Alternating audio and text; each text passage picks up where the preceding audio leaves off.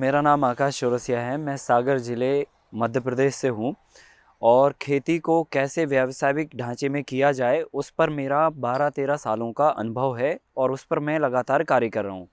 हमारे पास पान की पैतृक फार्मिंग होती थी, पर उससे एक पूरा जो एक परिवार है वो चलता था, परंतु ज़मीन का माइग्रेशन होने के कारण और किसानी में लागत बनने के कारण मुनाफा तो होता है, लेकिन लागत ज़्यादा होने के कारण हमारे परिवार की तरक्की नहीं हो पाती है। उसको लेकर लगातार हमारा मंथन था, तो कैसे हम एग्रीकल्चर को एक व्यावसायिक ढांचे में ढालें, उसको लेकर मैंने लगातार काम किया। और इसमें मैंने एक चीज़ गहराई से समझी कि एग्रीकल्चर ही दुनिया की एक ऐसी इंडस्ट्री है जो सारी इंडस्ट्रियों को रॉ मटेरियल प्रोवाइड कराती है। तो ये अपने आप में एक बहुत पावरफुल इंडस्ट्री है। इसमें लेकिन हमको काम करना होगा। अभी तक किसान जो है ना, अपने काम को उत्पादन के लेवल पे करता है, उत्पाद के लेवल पे नहीं करता है। तो हमने एक चीज़ 11 सालों 12 सालों में समझा कि हमें उत्पादन के साथ में उत्पाद बनाने होंगे, और जब हम उत्पादन को उत्पाद में बदल देंगे तो ये बहुत बड़ा बिजनेस मॉडल बन जाएगा और ये दुनिया का सबसे पावरफुल इंडस्ट्री है। एक्चुअली हमें खेती को बहुत अंदर से समझना होगा, हमें अपने व्यवसाय को अंदर से समझना होगा, इस इंडस्ट्री की जो एक पावरफुल पॉइंट है उसको समझना होगा। और दुनिया में सबसे जो इम्पोर्टेंट फैक्ट है आज की तारीख में, अगर किसी भी दुनिया का या किसी भी इंडस्ट्री का अगर हम मेन पावर देखें तो सारा यूथ से होता है।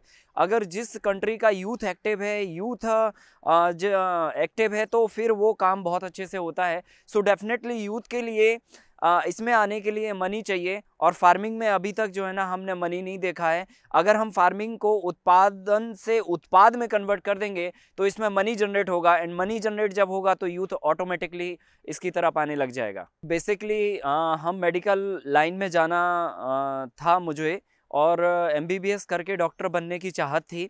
लेकिन एक दौर था जब हमने देखा, कक्षा 12 के आसपास हम इंटर में थे, लगातार बीमारियां बढ़ रही हैं, लगातार हॉस्पिटलाइजेशन बढ़ रहा है, और धीरे धीरे करके हम एक ऐसी दिशा में जा रहे हैं जिस दिशा में हमारे हिंदुस्तान में स्कूल और कॉलेजेस से ज़्यादा हॉस्पिटलिटी का इंफ्रास्ट्रक्चर हम बढ़ा रहे हैं। सो बेसिकली ये हमें उस समय समझ में आया कि हम बीमारी को रोक नहीं पा रहे हैं, या हम बीमारी होने के कारण को नहीं रोक पा रहे हैं। अगर हम बीमारी होने के कारण को रोक पाते तो शायद बीमारियां लगातार नहीं बढ़ती, डॉक्टरों की संख्या लगातार नहीं बढ़ती, और मेडिकल की संख्या भी लगातार नहीं बढ़ती। तो कहीं ना कहीं ये संख्या लगातार बढ़ रही है, तो इसका बेसिक रीजन क्या है? क्योंकि बीमारी की मैन्युफैक्चरिंग बंद नहीं हो रही है, बीमारी की मैन्युफैक्चरिंग कंटिन्यूअसली हो रही है, और बीमारी की मैन्युफैक्चरिंग का कारण है हमारा खान पान।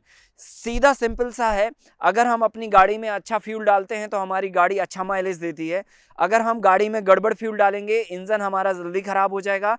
ठीक उसी तरह से अगर हम अपनी बॉडी में अच्छा फ्यूल डालेंगे, अच्छा डाइट डालेंगे, अच्छा भोजन डालेंगे, तो हमारा गाड़ी भी अच्छा माइलेज देगा, लंबे समय तक चलेगा, और हमारा बीमारी नहीं भी होगा, कोई मेंटेनेंस नहीं निकलेगा। तो हमने ये सोचा, ये समझ में आया कि अच्छा खान पान ही बीमारी को रोक सकता है।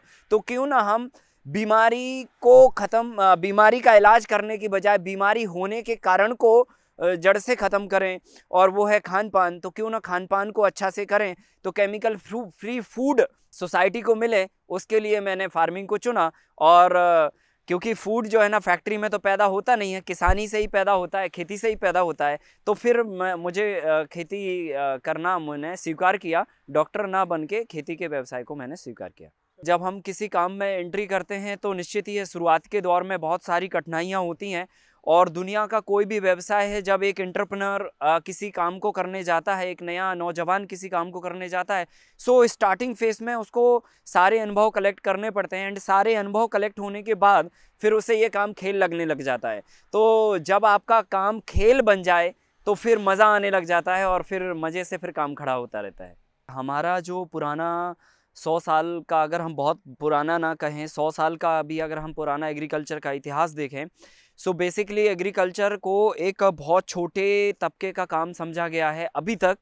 और इसमें अभी जो नई जनरेशन है वो पैसे के लिए भाग रही है, क्योंकि उसको अच्छा गाड़ी में घूमना है, अच्छा बंगला में रहना है, उसको अच्छी सोसाइटी में काम करना, उसका अच्छा बैंक बैलेंस होना चाहिए, उसको बाय एयर सफ़र करना है। सो ये सारे हमारे यंग जनरेशन्स के एक कहने चाहिए हैबिट्स होती हैं, शौक होते हैं। एंड ये एग्रीकल्चर में कहीं ना कहीं दिखने को नहीं मिलता, क्योंकि इसमें पैसे नहीं हैं। लोग जब हम अमेजिंग करते हैं, एग्रीकल्चर को अमेजिंग करते हैं, तो वही हमें एक पगड़ी बांधा हुआ, फटे से कपड़े पैदा हुआ एक किसान नज़र आता है।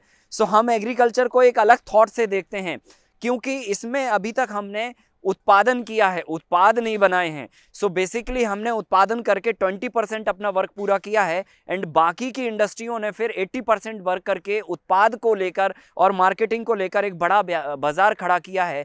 अगर वो फार्मर अपना काम कंप्लीट अपने फार्म पे कर ले, 20% उत्पादन का एंड 80% प्रोडक्शन का, उत्पाद का, तो ये इंडस्ट्री एक प्रॉफिटेबल और प्रोफेशनली इंडस्ट्री बन जाएगी, और फिर यूथ का इसमें आना एक मजबूरी बन जाएगी। गवर्नमेंट को कहें तो काफ़ी सपोर्टेबल गवर्नमेंट अभी एग्रीकल्चर को सपोर्ट कर रही है।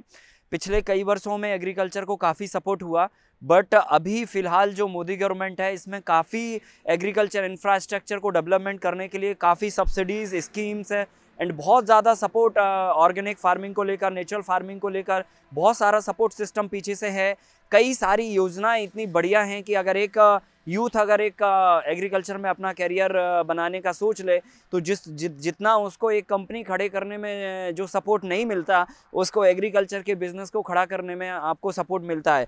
गवर्नमेंट की सबसे बड़ी स्कीम है परंपरागत कृषि विकास योजना, जो एक नए यूथ को ऑर्गेनिक फार्मिंग करने के लिए 50,000 रुपीज़ का एवरी ईयर ग्रांट के रूप में सपोर्ट करता है 3 ईयर तक। सो ये बहुत ज़बरदस्त स्कीम है, और पूरे ऑल ओवर इंडिया में ये स्कीम हर एक फार्मर उठा सकता है। फिर एफपीओ का गवर्नमेंट ने काफ़ी कुछ किया हुआ है, उसमें काफ़ी सब्सिडीज़ का प्रावधान किया है। तो बहुत सारा सपोर्ट सिस्टम है, बस मन बनाना होगा काम करने का, एंड सपोर्ट सिस्टम काफ़ी है, उससे हम बहुत आगे बढ़ सकते हैं। 100% ऑप्शंस है, क्योंकि जब अगर हम इसके थोड़े से आइडियोलॉजी पे अगर हम चले जाएं, इसके बेसिक साइंस पर चले जाएं कि हमें पेस्टिसाइड की क्यों ज़रूरत पड़ रही, हमको दवा की क्यों ज़रूरत पड़ रही, हमको मेडिकल की क्यों ज़रूरत पड़ रही। सो बेसिकली हम नेचर से हटते जा रहे हैं। हम ये समझ नहीं पा रहे हैं कि हम नेचर के जीव हैं, ना कि हम अपने खुद के बनाए हुए जीव हैं। सो बेसिकली हम एक आर्टिफिशियल लाइफ की तरफ मूव कर रहे हैं। जब हम नेचर को बहुत करीब से समझते हैं, तो हम नेचर में पाते हैं कि बीमारी नाम की कोई संरचना ईश्वर ने बनाई नहीं है। अगर ये ज़रूरत होती तो शायद ये ब्रह्मांड की जब रचना हो रही होती, तभी वो हॉस्पिटल बना देता, तभी वो पेस्टिसाइड बना देता, तभी वो दवाइयाँ बना देता, लेकिन इस सब की ज़रूरत नहीं थी, तो उसने ये नहीं बनाया। सो बेसिकली अगर कोई बीमारी या कोई तकलीफ होती है, तो उसका निदान कुदरत ने ऑलरेडी दे रखा है। हमें बहुत सारे ऐसे प्लांट कुदरत ने दे रखे हैं जिनके पास एंटीबायोटिक प्रॉपर्टी होती है, एंटी फंगल प्रॉपर्टी होती है, एंटी बैक्टीरियल प्रॉपर्टीज़ होती है। सो बहुत सारी मेडिसिन के रूप में हमारे प्लांट्स ऑलरेडी अवेलेबल हैं, एंड अगर हम उन पर काम करने लग जाएं, तो मुझे नहीं लगता कि पेस्टिसाइड की ज़रूरत है। हर चीज़ का एक सस्टेनेबल और एक नेचुरल विकल्प हमारे सामने है। दुनिया को नेचुरल फार्मिंग से जुड़ना पड़ेगा, ये एकदम फैक्ट है, क्योंकि हम प्रकृति के जीव हैं, ना कि किसी फैक्ट्री में मैन्युफैक्चरिंग हुए हैं। सो हम नेचर के जीव हैं, तो हमें नेचर के हिसाब से ही चलना पड़ेगा, और कुदरत जिस हिसाब से आपको भोजन देती है एंड आप उसी हिसाब से करेंगे, तो आप 100 साल तक भी जो है ना बिना बीमार हुए भी ज़िंदा रह सकते हैं। सो ऑर्गेनिक फूड एक बेसिक पॉइंट है कि ये कोरोना ने हमें इस दौर में काफ़ी अच्छे से समझाया कि हमें नेचर के साथ में जुड़ के रहना चाहिए। अदरवाइज़ हम एक छोटे से वायरस से इतने कमज़ोर हो चुके हैं कि मतलब हम एक छोटे से वायरस से डर रहे हैं, जिसको हमने आज तक देखा भी नहीं है, और जिसको हम कभी जानते भी नहीं हैं, और ना हमने उसके बारे में कभी पहले सुना था। तो बेसिकली हम अपने आप को इतना कमज़ोर कर चुके हैं, इतना कमज़ोर कर चुके हैं कि एक माइनर सी जो दिखने ना वाली चीज़ है, वो हमारे इंसान रूपी इतने बड़ी हैवी शरीर पर हावी हो चुकी है। सो बेसिकली इस चीज़ ने हमें ये सिखाया कि हम कहीं ना कहीं नेचर से हट चुके हैं, हम अपनी डाइट में परिवर्तन कर चुके हैं, हम अपने आप को कमज़ोर बना चुके हैं, और अब हमें वापस मजबूत बनने की ज़रूरत है। और मजबूत हम तभी बनेंगे जब हम नेचुरल डाइट लेंगे, प्रकृति से जुड़ेंगे और उसके करीब रहेंगे। बेसिकली देखिए, एग्रीकल्चर में पूरे वर्ल्ड में काफ़ी रिसर्च हो रही हैं। मेरा जहाँ तक मानना है एज ए किसान होने के नाते, कि पूरी दुनिया को एक सस्टेनेबल विकल्प की ज़रूरत है, क्योंकि आज हम किसी भी टेक्नोलॉजी को जब हम डेवलप करते हैं, तो उसके प्लस पॉइंट भी होते हैं, माइनस पॉइंट भी होते हैं। तो ये माइनस पॉइंट हमारी दुनिया की आबादी को कब कितना इफ़ेक्ट करेंगे, उस बारे में भी हमें जानना बहुत ज़रूरी होता है। और हम लोग जो एग्रीकल्चर में काम कर रहे हैं, सो बेसिकली एक रिसर्च के लेवल पे हम काम कर रहे हैं। हम चीज़ों को मिट्टी से निकाल के कोशिश कर रहे हैं और ये देख रहे हैं कि टेक्नोलॉजी तो डेवलप हो, क्योंकि बिना विज्ञान के एग्रीकल्चर होना पॉसिबल नहीं है। और विज्ञान की बेहद नितांत आवश्यकता है। जैसे हमारे शरीर में ब्लड की नितांत आवश्यकता है, ऐसे ही विज्ञान की एग्रीकल्चर में नितांत आवश्यकता है।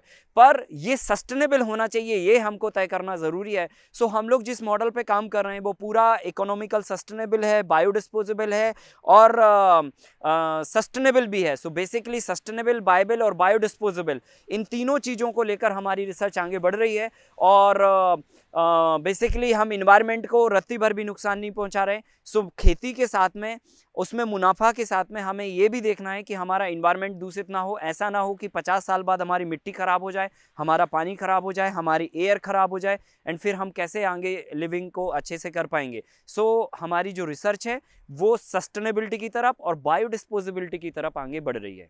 फेल्यूर का एक बड़ा पॉइंट ये होता है, बेसिकली हम इसको एक इंसानी भाषा में समझें। जिस व्यक्ति के पास एक सॉफ्टवेयर का स्किल्ड है, अगर उसको कोई खेती का या फिर किसी भी हार्डवेयर को अगर हम उसको पकड़ा दिया जाए, तो सॉफ्टवेयर और हार्डवेयर दोनों डिफरेंट चीज़ होती है। एंड हार्डवेयर वाला सॉफ्टवेयर नहीं संभाल पाएगा, सॉफ्टवेयर वाला हार्डवेयर नहीं संभाल पाएगा। सो बेसिकली जो स्किल्ड जिस व्यक्ति के पास है, अगर स्किल्ड के मुताबिक अगर हम काम दें तो शायद हम वो बेहतर तरीके से कर पाएंगे।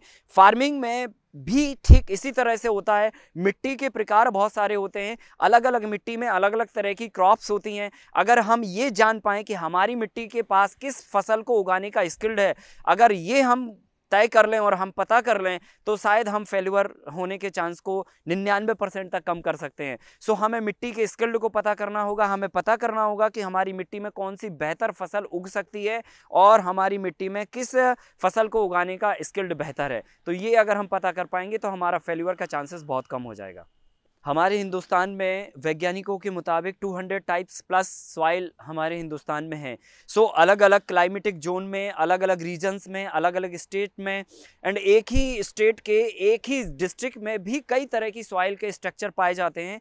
सो बेसिकली ये हम मोटा मोटा अंदाज़ा नहीं लगा सकते हैं कि इस डिस्ट्रिक्ट में यही क्रॉप सबसे बेटर होगी। हाँ, कुछ कुछ प्लेसेस हैं जो आइडेंटिफाई हैं कि यहाँ पर दोमट कैटेगरी की सॉइल है, या सैंडी सॉइल है, या फिर ब्लैक कॉटन सॉइल है, तो यहाँ पर पल्सेस होगा, यहाँ पर ग्रेन्स होगा, यहाँ पर वेजिटेबल फ्रूट्स क्रॉप होगा, लाइक दिस जो भी है।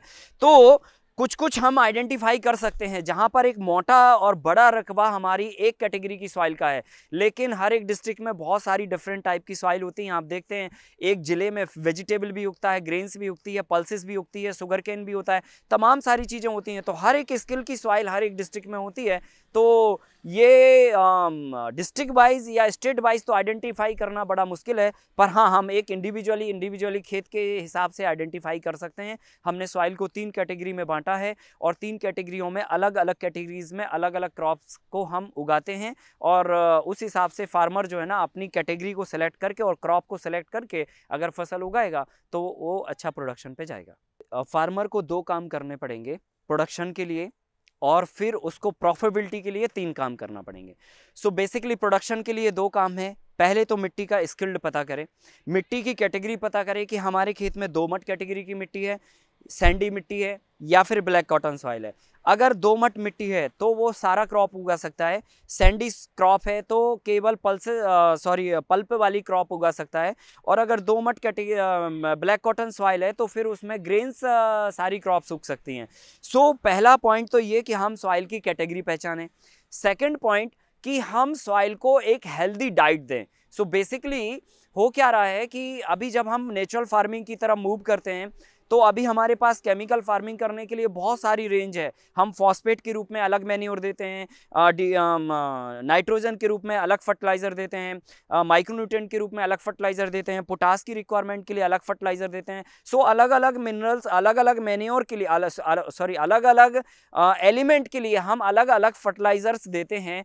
बट जब हम नेचुरल फार्मिंग में जाते हैं तो हम अलग अलग एलिमेंट्स के लिए अलग अलग मैन्योर नहीं दे पा रहे हैं। सो हम एक सिंगल यूनिक मैन्योर के ऊपर पूरा प्रोडक्शन को एक्सेप्ट कर लेते हैं कि इससे हमारा शायद प्रोडक्शन हो जाए। सो वो नहीं होता है। एक सॉइल के लिए हेल्दी और कंप्लीट डाइट चाहिए। सो एक वैकल्पिक हम उसको कह सकते हैं कि जो अभी हम केमिकल तरीके से जो डाइट मिट्टी को दे रहे हैं, जो एलिमेंट दे रहे हैं, वो सारा कंप्लीट एलिमेंट हमें संतुलित मात्रा में जैविक फार्मिंग से या नेचुरल फार्मिंग से उसको देना होगा, तो हम प्रोडक्टिविटी को गेन कर पाएंगे। सो 2 पॉइंट हैं। पहला तो हम सॉइल के स्किल्ड को पहचानें, सेकंड हम जो है ना मिट्टी को कंप्लीट डाइट वो भी सस्टेनेबल तरीके से नेचुरल फार्म में दें, और तीसरा अगर प्रॉफिटेबल इसको बनाना है सो हम काम को कंप्लीट करें। जब तक हम केवल प्रोडक्शन करते रहेंगे तो मुनाफा हम थोड़ा सा कमाएंगे, लेकिन अगर हम प्रोडक्शन से प्रोडक्ट बनाने लग जाएंगे तो मुनाफा हम पूरा कमाएंगे।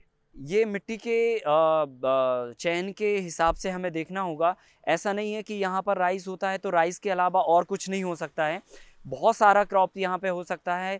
स्टडी करना पड़ेगा, हमें खेतों के स्ट्रक्चर को देखना पड़ेगा। अगर पानी निकास की व्यवस्था है, जल निकास की व्यवस्था है, पानी का ड्रेनेज का अच्छा सिस्टम है, तो हम इसमें बहुत सारा क्रॉप उगा सकते हैं। बहुत सारे ऑप्शंस हमारे पास खुल जाते हैं। शुगर केन उगा सकते हैं हम लोग, पल्सेस उगा सकते हैं हम लोग, बहुत सारे ग्रेन्स भी उगा सकते हैं।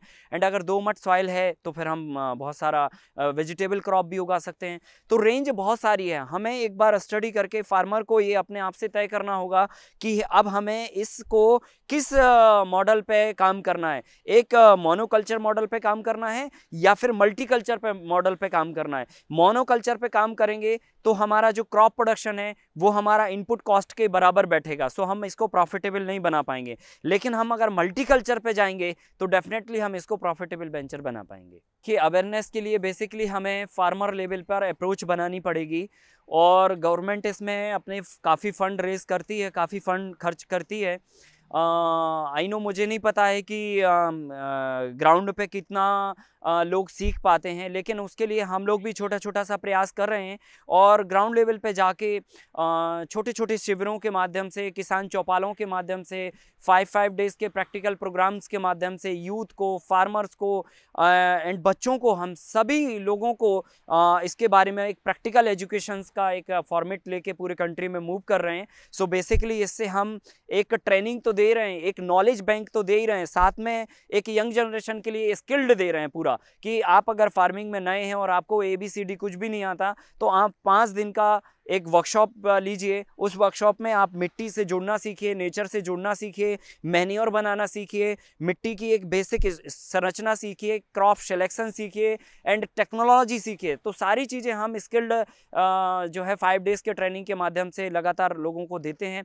अभी तक 80,000 प्लस फार्मर्स को हम अपने फार्म से एजुकेट कर चुके हैं, और 12 लाख प्लस फार्मर्स को पूरे अराउंड ऑफ कंट्री अलग अलग जगहों पर जाकर इस तरह से प्रोग्राम करके 2 डेज़, 5 डेज़, 1 डेज़ का सेशंस करके 12 लाख से भी ज़्यादा किसानों को अवेयरनेस कर चुके हैं। बेसिकली मल्टी लेयर फार्मिंग, इसको अगर बहुत कम शॉर्ट में समझा जाए तो जैसे बड़े शहरों में ज़्यादा लोगों को रहने के लिए हम एक के ऊपर एक फ्लैट बनाते हैं, ठीक उसी तरह से हमारे पास ज़मीन नहीं थी। हमारे पैतृक ज़मीन बहुत थोड़ा था, और उसमें भी बहुत सारे हमारे पिताजी लोग थे, तो बहुत छोटा छोटा सा ज़मीन का टुकड़ा हमने देखा है। सो बेसिकली कम ज़मीन की कीमत, कम ज़मीन में कैसे हम ज़्यादा फसल उगा सकें, ये हमारा शुरुआत से ही दिमाग में था। तो बेसिकली कम ज़मीन में हम एक के साथ एक किसी फसलें उगा सकते हैं, इसको हम मल्टी लेयर बोलते हैं। सो बेसिकली जैसे हम मल्टी स्टोरी बिल्डिंग बनाते हैं, ठीक उसी तरह से हम खेतों में एक के ऊपर एक फसल उगा के मल्टी स्टोरी फार्मिंग करते हैं। सो बेसिकली इसको मल्टी लेयर फार्मिंग बोलते हैं। और 2014 में इसमें हमने पहला एक्सपेरिमेंट किया था, और 2014, 15, 16 में हमने कम्प्लीटली 4 लेयर का एक मॉडल तैयार किया, जो कि पूरा तरह से सस्टेनेबल, बायोडिस्पोजेबल एंड इकोनॉमिकल वायबल है। और साथ ही साथ इसमें एक साथ हम 4 to 5 क्रॉप्स उगा सकते हैं, और इससे हमने 10 लाख 50,000 का रेवेन्यू एक साल में जनरेट किया था। So net profit 6 to 7 lakh rupees every year, every एकड़ इस मॉडल से हमने गेन किया। 4 लेयर अगर फार्मिंग के मॉडल पे अगर हम जाएं, सो बेसिकली अगर हम 10 घंटे का इसमें वक्त डालें, पूरा पैशन और ईमानदारी से इसमें हम अगर वर्किंग करें, तो लगभग नेट प्रॉफिट आप 4 से 5 लाख रुपए एवरी ईयर आराम से गेन कर सकते हैं। और मुझे नहीं लगता कि ये एक बुरी आमदनी है। 1 एकड़ के हिसाब से एक इंजीनियर और एक डॉक्टर का पैकेज होता है 5-7 लाख रुपए का, वो हम 1 एकड़ के खेत से जनरेट कर सकते हैं। मल्टी लेयर फार्मिंग को लेकर बाहर का तो मुझे नहीं पता, लेकिन ये फार्मूला हमने अपना खुद से तैयार किया है और इस कॉन्सेप्ट को पूरे इंडिया में 2016 से ही हम लगातार लोगों को ये समझा रहे हैं, अपने फार्म से बता रहे हैं लोगों को।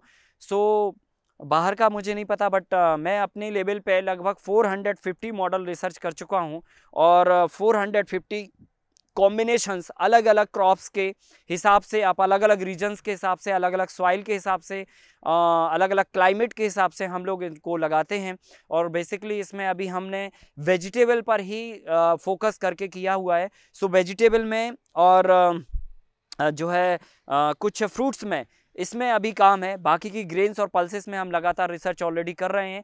और बेसिकली वेजिटेबल को इसलिए फोकस किया क्योंकि ये मार्जिनल फार्मर के लिए सबसे ज़्यादा सूटेबल चीज़ है, क्योंकि वेजिटेबल छोटे ही किसान करते हैं। जिनके पास बड़ी लैंड होल्डिंग होती है वो ग्रेन्स या पल्सेस उगाते हैं, और जिनके पास छोटी लैंड होल्डिंग होती है वो वेजिटेबल करके और अपना आजीविका चलाते हैं। सो बेसिकली ये मार्जिनल फार्मर के लिए बहुत अच्छा है। तो वेजिटेबल में 450 मॉडल पर हमने अभी तक रिसर्च कंप्लीट किया है एंड आगे अभी कंटिन्यूसली जारी है। फार्मिंग को हमेशा, फार्मिंग को ही नहीं, दुनिया के किसी भी काम को व्यक्ति को एक पैशन के साथ में ही करना चाहिए, क्योंकि जब पैशन के साथ में करते हैं तो काम काम नहीं रह जाता, काम फिर खेल बन जाता है। और खेल एक ऐसी चीज़ है जिसमें मज़ा आता है। सो बेसिकली जब आप काम करते हैं तो अपने आप से आपको अच्छा मिलता है और मोटिवेशन भी मिलता जाता है। जब आप एक सफलता हासिल कर लेते हैं तो आपको दूसरे के लिए प्रोत्साहन मिलता है, फिर दूसरा हासिल करते हैं तो तीसरे के लिए प्रोत्साहन मिलता है। तो ऐसे लगातार मैं कर रहा हूँ और इसको लेकर काफ़ी बड़े संस्थानों ने, गवर्नमेंट ने, बहुत सारे प्राइवेट ऑर्गेनाइजेशंस ने हमको अवॉर्डेड भी किया हुआ है। सो लगभग अभी 25 प्लस नेशनल अवार्ड्स पिछले 4-5 सालों में इस काम के लिए मिले हुए हैं। 2018 में मोदी जी ने भी हमको अवॉर्डेड किया था यंग फार्मर के रूप में। ग्राम मित्र युवा सम्मान के खिताब से उन्होंने हमें नवाजा था विज्ञान भवन में। और हाल ही में 2020 में outstanding young person of the world के रूप में भी इसको खिताब मिल चुका है। पूरे दुनिया में मोरल एनवायरमेंटल लीडरशिप के लिए, एग्रीकल्चर के लिए चुना जा चुका है ये। जब हमने काम स्टार्ट किया था कभी नहीं सोचा था, और निश्चित ही है कोई भी नौजवान जब अपने काम को शुरू करता है तो ये ख्याल नहीं होता है कि हम कहाँ पहुँचेंगे और ये काम कहाँ जाएगा। बस आप पूरे पैशन के साथ में, पूरी शिद्दत के साथ अपना 100% दीजिए, नेचर आपको उसका 1000 मल्टीप्लाई करके देता है। मैं यूथ को बोलना चाहता हूँ कि संसार में हम किसके लिए जी रहे हैं। हमें 3 चीज़ों के लिए हम जीते हैं। पैसे के लिए जीते हैं, सुकून और शांति के लिए जीते हैं। सो बेसिकली हम जब बाहर काम करते हैं तो हमें पैसे तो मिलते हैं लेकिन सुकून और शांति नहीं मिलती है। लेकिन अगर हम खेती में काम करेंगे जिसकी आज पूरे वर्ल्ड को, सबको ज़रूरत है, तो हमें यहाँ पैसे भी मिलेंगे, शांति और सुकून तो पहले ही से मिलती है। क्योंकि जब हम पैसे बना लेते हैं तो शांति और सुकून के लिए हम पेड़ों के पास ही जाते हैं, नेचर के पास ही जाते हैं। तो शांति और सुकून तो पहले से ऑलरेडी है ही। पैसे नहीं है तो पैसे के लिए हमने जो 10 साल काम किया है, जो अपने अनुभव गेन किए हैं, उनके माध्यम से आप जो है ना एक अच्छी खासी एंटरप्रेन्योरशिप एग्रीकल्चर में खड़ी करके पैसा, शांति और सुकून, तीनों चीज़ें एक साथ में गेन कर सकते हैं। तो मेरा आप सभी से कहना है, जो लोग इसको सुन रहे हैं, कि एग्रीकल्चर में ही अपना कैरियर बनाएं, क्योंकि यही फ्यूचर है और यही एक समृद्धि का आधार है। और आने वाली जनरेशन के लिए अच्छा पानी, अच्छा भोजन, अच्छा स्वास्थ्य, अच्छा हेल्थ, अच्छा पैसा चाहिए तो एग्रीकल्चर में आना होगा। फार्मर की तरफ से मैं कहूँ तो अभी तक हमने बिना गवर्नमेंट सपोर्ट के पूरे कंट्रीज़ में फार्मर्स के लेवल पे ही हमने ग्राउंड जाके और लोगों को मोटिवेशन दिया हुआ है। सो फार्मर ऑलरेडी सपोर्ट कर रहा है। देखो, फार्मर के लिए वैकल्पिक व्यवस्था चाहिए, उसको थोड़ा सा एक सपोर्ट सिस्टम चाहिए, वो करने को तैयार है। वो बिना पूछे रात को 2 बजे खेत में पानी लगाता है, वो अपनी 100% मेहनत देता है, लेकिन डायरेक्शन सही नहीं है। डायरेक्शन सही ना होने के कारण वो कम्युनिटी हमारा इम्प्रूवमेंट नहीं ला पा रही है। सो अगर हम उनको डायरेक्शन देंगे तो कम्युनिटी इम्प्रूवमेंट लाएगी। और फार्मर काफ़ी अच्छे से सपोर्ट कर रहे हैं। हमारा जहाँ पे भी प्रोग्राम होता है बढ़ चढ़ के लोग हिस्सा लेते हैं और सुनते हैं, समझते हैं, इम्प्लीमेंट भी करते हैं। 10,000 प्लस फार्मर अभी पूरे कंट्री में इतने कम शॉर्ट पीरियड में इम्प्लीमेंट इस काम को कर रहे हैं। ये बिग अचीवमेंट है। एग्रीकल्चर को बेसिकली देखो, हम जो विज़न से काम कर रहे हैं, हमारा एक ही विज़न है कि हिंदुस्तान में कब वो दौर आएगा जब स्कूल और कॉलेजेस में अगर हम कैरियर सिलेक्शन की बात करेंगे तो अभी हम जब करियर सिलेक्शन की बात करते हैं तो कोई कहता है मुझे इंजीनियर बनना है, कोई कहता है मुझे पायलट बनना है, कोई कहता है मुझे डॉक्टर बनना है। तो मैं उस डायरेक्शन में काम कर रहा हूँ कि अगले 10 साल में हिंदुस्तान में जब करियर सिलेक्शन की बात आए तो सबसे पहले फार्मिंग के लिए नाम उठे कि मुझे फार्मिंग प्रोफेशन में जाना है। तो मैं तो इस विजन के साथ में काम कर रहा हूँ और देखना चाहता हूँ अगले 10-20 साल में हिंदुस्तान को कि लोग इसको कैरियर के रूप में अपनाएं और एक बाय प्रोफेशनली और प्रॉफिटेबल वेंचर के रूप में इसको फर्स्ट प्रायोरिटी से सिलेक्शन करें।